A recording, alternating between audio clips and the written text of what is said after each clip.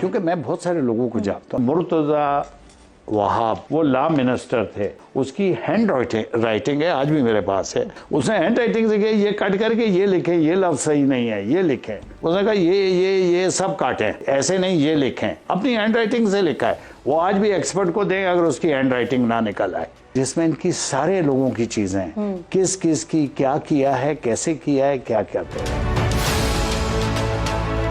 میرے پاس وہ ساری چیزیں کٹ کی ہے. میں ادھر ایس ایس پی تھا, ٹوٹل بحریہ ٹاؤن میرے ایریے میں تھا. بحریہ ٹاؤن کی جو زمین دی گئی وہ M D A, deputy commissioner اور مختار کار تھے, انہوں نے دی.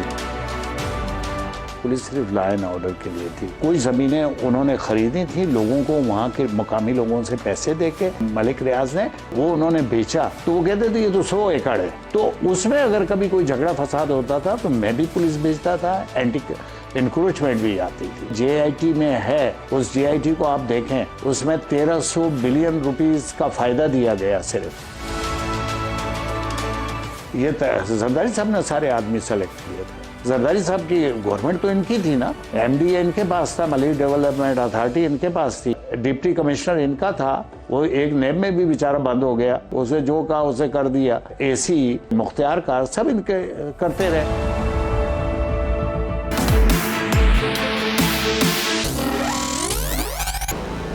السلام علیکم, آپ دیکھ رہے ہیں آئینہ اور میں ہوں محمد طاہر.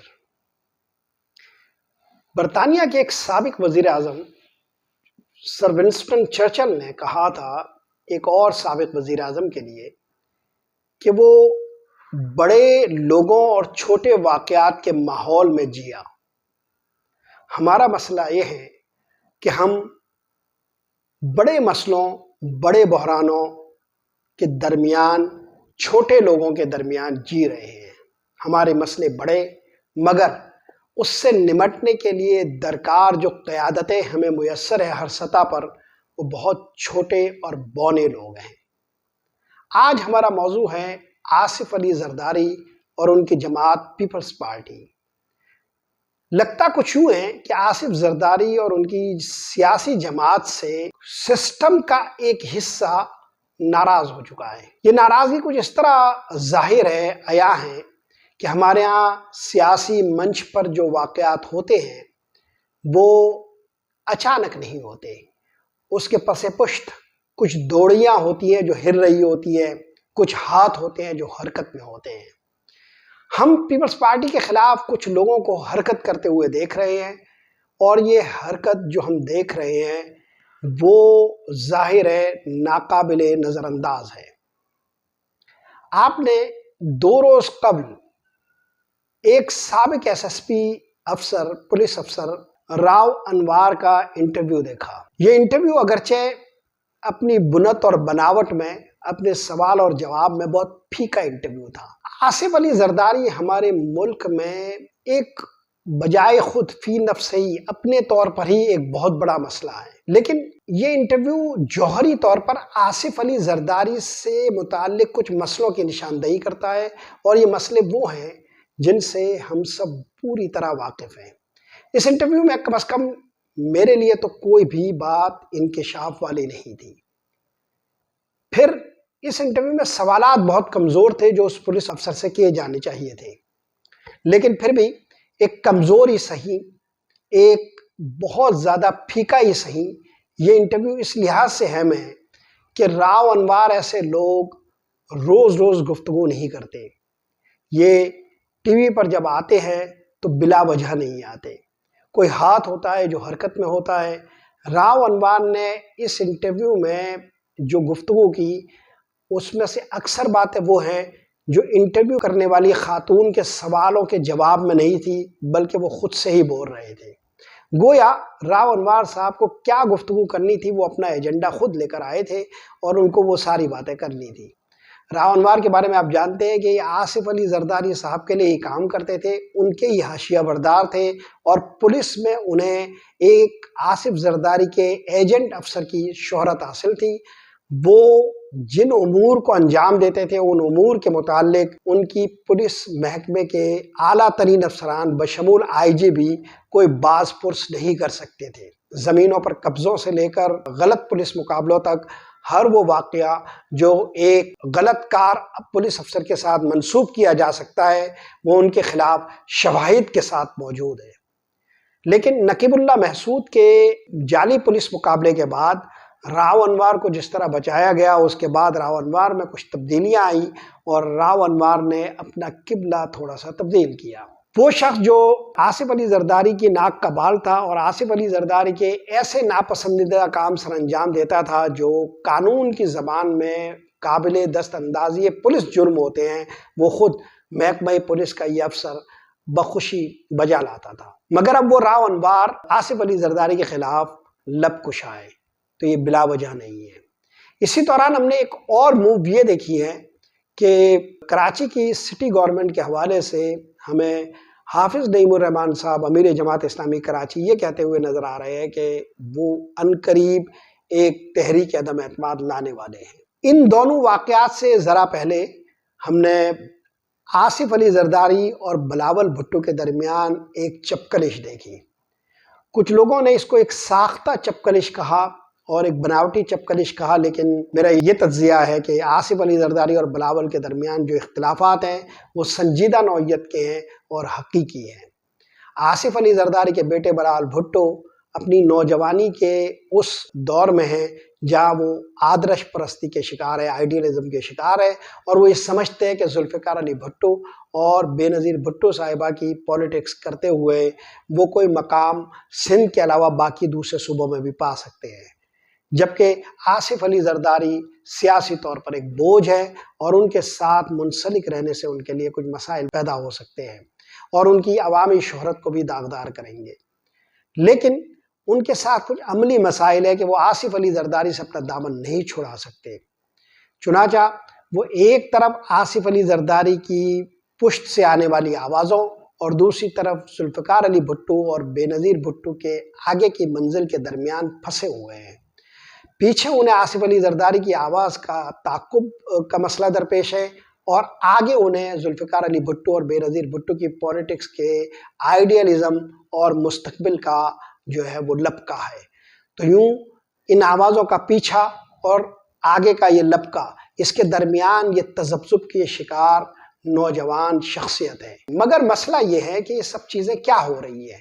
آخر ان سب واقعات کے درمیان کوئی تال میل ہے، کوئی تعلق ہے؟ یہ جتنے بھی واقعات میں نے پیش کیے ان کے درمیان ایک ربط موجود ہے، مگر یہ ربط بہت غیر محسوس ربط ہے اور اس کے پیچھے کام کرنے والی قوتوں کے درمیان جو مسائل ہیں وہ مسائل انتہائی سنجیدہ نوعیت کے ہیں۔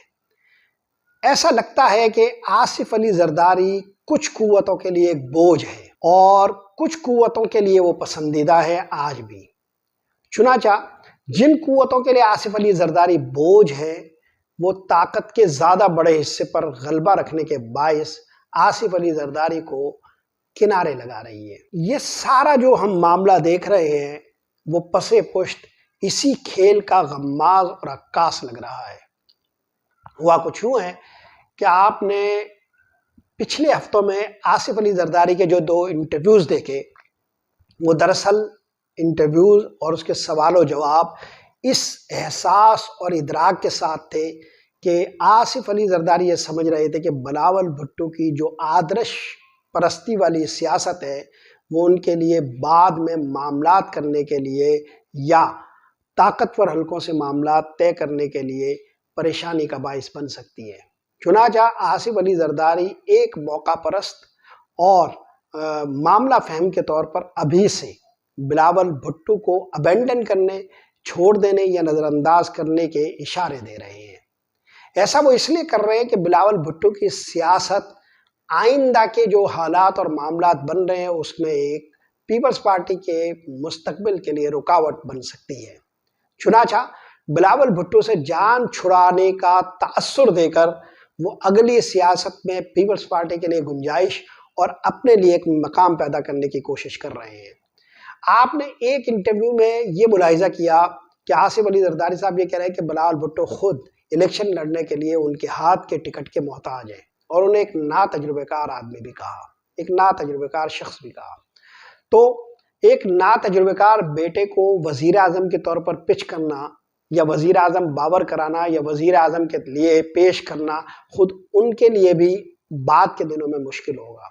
ان کا یہ سوال پیچھا کرتا رہے گا کہ وہ ایک ناتجربہ کار آدمی کو وزیر اعظم کے طور پر کیسے پیش کر رہے ہیں۔ چنانچہ اگلے ہی انٹرویو میں جو ان کا کچھ دنوں کے بعد ہوا، اس میں آصف علی زرداری نے یہ کہا کہ وہ خود بھی وزیر اعظم کے امیدوار ہیں۔ گویا انہوں نے یہ بات کہہ کر اپنے دروازے سب کے لیے چوپٹ کھول دیے ہیں کہ وہ ہر قسم کا کام کرنے کو تیار ہے۔ اس کے پیچھے ہمیں درون خانہ آصف علی زرداری کی ایک گفتگو کا اندازہ ہے جو اپنے قریبی لوگوں کے ساتھ کرتے ہیں۔ ان کا کہنا یہ ہے کہ مسلم لیگ نون خود بھی اب ملک کے کسی حصے میں انتخابی قوت نہیں رکھتی۔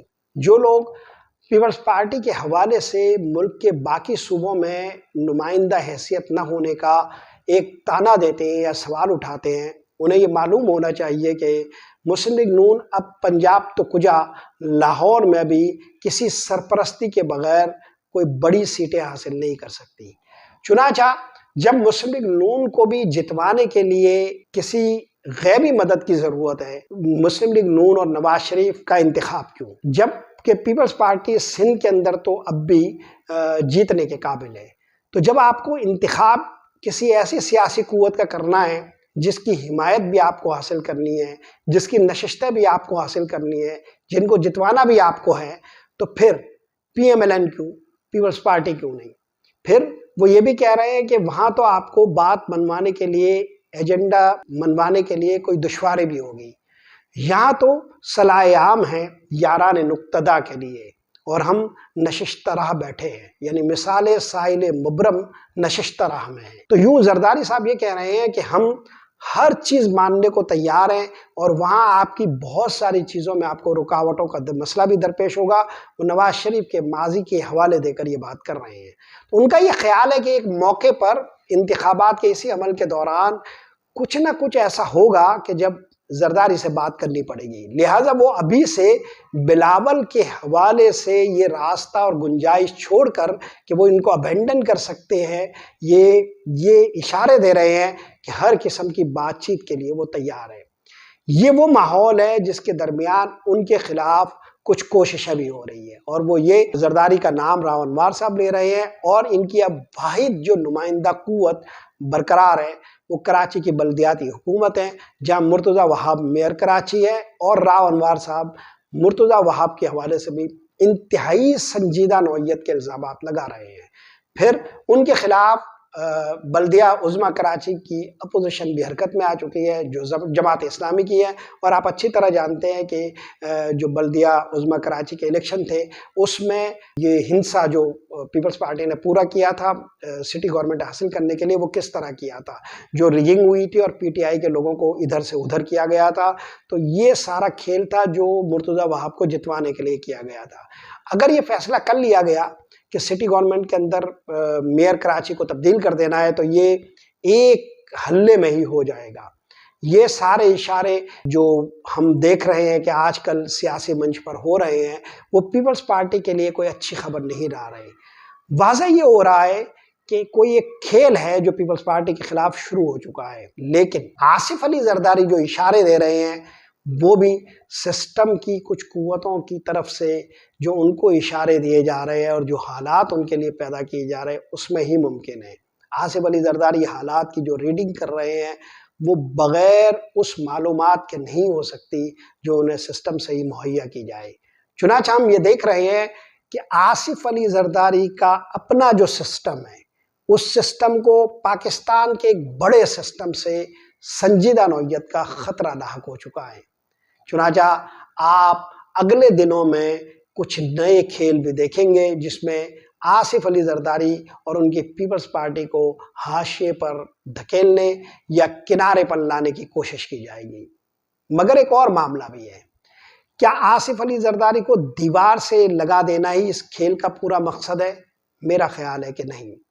آصف علی زرداری کو دیوار سے لگانا کوئی اس لیے نہیں چاہتا کہ اگلے دنوں میں جو انتخابی عمل ہے اس میں ایک سب سے بڑا مسئلہ جو درپیش ہے وہ ساکھ کا ہے۔ انتخابی عمل ابھی سے اپنے ساکھ کے مسئلے سے دوچار ہے۔ پاکستان تحریک انصاف کنارے پر دھکیل دی گئی ہے، عوامی مقبولیت کی لہروں پر سب سے بڑی جو جماعت ہے وہ تحریک انصاف ہے۔ پاکستان کے کسی گلے کوچے میں چلے جائیں، چاروں صوبوں میں چلے جائیں اور کسی آدمی سے بھی عمران خان یا تحریک انصاف سے متعلق سوال کر لیں، آپ کو ایک لپک نظر آئے گی پی ٹی آئی کے لیے۔ عمران خان کے ساتھ جو کچھ ہو رہا ہے اس کے حوالے سے ایک ہمدردی بھی نظر آئے گی۔ قطع نظر کہ یہ سب چیزیں صحیح ہیں یا غلط، اس پر کوئی رائے زنی کرنے کے بجائے میں صرف یہ کہنا یا ضروری سمجھتا ہوں کہ پی ٹی آئی کی عوامی مقبولیت کی جو لہریں ہیں اس کو قابو میں رکھنا ہے، اس پورے کھیل اور بندوبست کا مقصد ہے۔ دوسری طرف عمران خان کا راستہ روکنا بہر صورت بہر قیمت یہ بھی ہدف ہے۔ تو پھر پاکستان کی تمام سیاسی جماعتوں کو جو ایک دوسرے کے قریب لایا گیا ہے اور نواز شریف کے گرد جمع کیا گیا ہے وہ اسی لیے ہے کہ عمران خان سے ان کی مقبولیت کا کمبل چرانا ہے اور انتخابی عمل کے ذریعے یہ سب کچھ ہونا ہے۔ اب اس انتخابی عمل کا جس پر پہلے سے ہی اعتماد نہیں ہے اور جس پر ملک کی سب سے بڑی مقبول جماعت کو دور دھکیل دیا گیا ہے اور اس کے لیے روز کچھ نہ کچھ مشکلات پیدا ہو رہی ہے، وہ پی ٹی آئی پہلے سے عدم اعتماد کا اظہار کر رہی ہے۔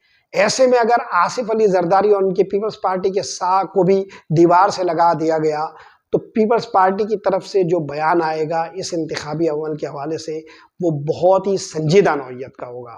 چنانچہ یہ نواز شریف کی اس انتخابی عمل کے ذریعے وزارت عظمیٰ کے منصب پر بٹھانے کی کوشش پر سب سے سنجیدہ سوال پیدا کر دے گا۔ یہ انتہائی ضروری امر ہے کہ کسی نہ کسی طرح آصف علی زرداری کو انتخابی عمل تک کسی نہ کسی طرح سمیٹ کر رکھنا ہے اور انہیں سنبھال کر رکھنا ہے، یعنی انتخابی نتائج تک آصف علی زرداری کو کسی نہ کسی طرح یہ پورا نظام اپنے گرد رکھنا چاہتا ہے۔ یہ بنیادی حکمت عملی ہمیں نواز شریف کے ہاں بھی نظر آتی ہے، جو بلاول بھٹو کے بڑھ چڑھ کر دیے گئے بیانات، بار بار نواز شریف کی تحقیر کرنے والے بیانات اور نواز شریف کے خلاف بار بار سیاسی بابے کا لفظ استعمال کرنے والی بلاول بھٹو کی زبان اور سیاسی حکمت عملی کا جواب نہیں دے رہے اور ایک طرح سے خاموشی اختیار کر رکھی ہے۔ ایسا اس لیے ہے کہ وہ پیپلز پارٹی کو کسی بھی طرح برانگیختہ نہیں کرنا چاہتے اور یہ چاہتے ہیں کہ انتخابی عمل تک پیپلز پارٹی کسی نہ کسی امید پر جیتی رہے تاکہ انتخابی عمل پیپلز پارٹی کے عدم اعتماد کے بغیر پائے تکمیل تک پہنچے اور نواز شریف صاحب وزارت عظمیٰ کا صحرا اپنے سر سجا لیں۔ مگر اس آصف علی زرداری کو اور اس بلاول ہاؤس کو کنٹرول کرنے کے لیے کہ جنہیں روکنا ضروری ہے انتخابی عمل تک، مشکل حالات سے بھی دوچار کیے رکھنا حکمت عملی کا ایک حصہ نظر آتا ہے۔